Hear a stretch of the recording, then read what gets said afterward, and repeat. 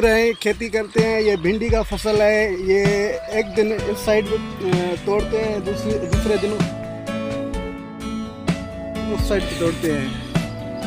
2 मन तक इनसे भिंडी निकलती है रोज एक दिन में। किलो हो जाता है उस्ताद, तकरीबन 200-250 रुपये हो जाता है भिंडी को रेट पर। भिंडी सस्ती थी, भिंडी सस्ती की गया मजा मदी थी गया।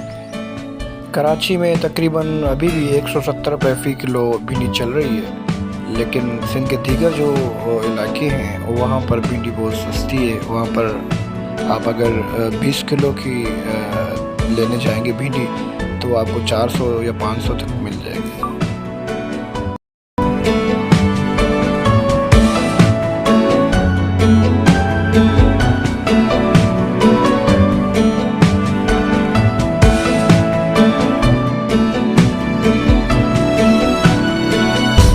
असल में जो शहरों में भिंडी आती है वो दो या 3 दिन पुरानी होती है, लेकिन जो गांव में भिंडी तोड़ते हैं वो तो फ्रेश होती है, ज़्यादा दवाएं भी इस्तेमाल नहीं होती उसमें, तो वो खाने के लिए बहुत और सेहत के लिए बहुत अच्छी होती है।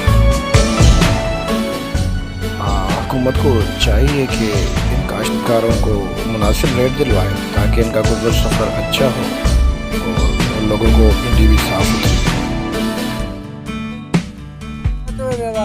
बाकी